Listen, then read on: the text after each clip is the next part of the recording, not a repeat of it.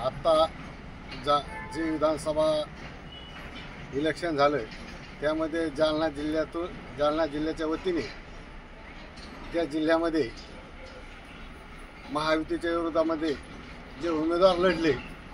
ज्यांनी गद्दारी केली, त्या उमेदवाराला भाजप,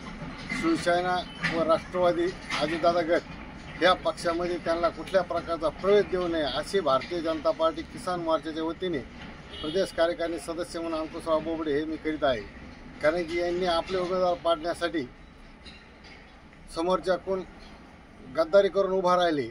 त्याकरता त्याला पार्टीने गद्दार म्हणून सनी परत भाजपमध्ये, शिंदे सेनेच्या गटामध्ये व अजितदादाच्या राष्ट्रवादी गटामध्ये कोणत्याही उमेदवाराला परत पक्षामध्ये प्रवेश देऊ नये अशी आम्ही जालना जिल्ह्याच्या वतीने विनंती वरिष्ठ नेत्याला करीत आहोत।